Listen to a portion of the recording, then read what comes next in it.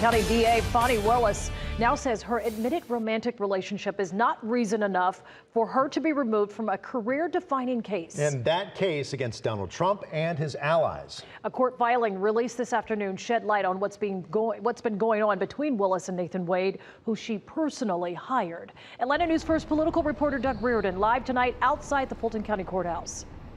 And Doug, Fani Willis's official response was nearly 200 pages long, so boil this down for us tonight.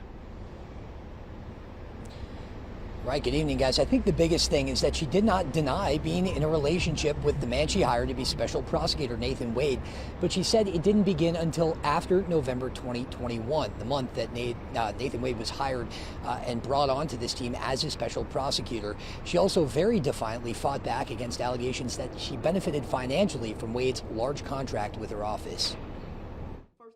Facing a court-ordered deadline, District Attorney Fani Willis finally responded to shocking allegations of an improper relationship with her top election indictment prosecutor. Here's 3 key takeaways from the 176-page filing. 1. Willis admitted to the relationship. In the opening pages of her response, Willis said her romantic partnership with Nathan Wade began after his hiring in November 2021, and she violated no state or local laws when bringing him onto the team. Quote, any personal relationship among members of the prosecution team does not amount to a disqualifying conflict of interest, Willis writes. 2.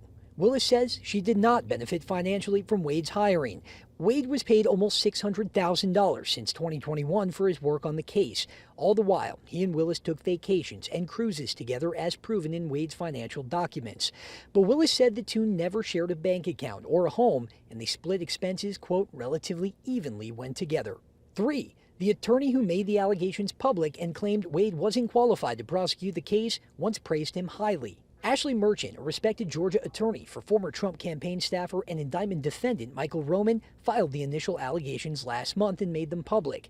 She claimed Wade was unqualified to take on the case, lacking key experience as a prosecutor.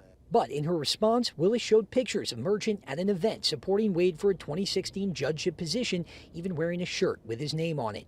In old statements and attached Facebook posts, Merchant calls Wade ethical, fair and impartial, and experienced in, quote, every area of the law. And Willis also called out a bit more hypocrisy, she said, that she saw with this.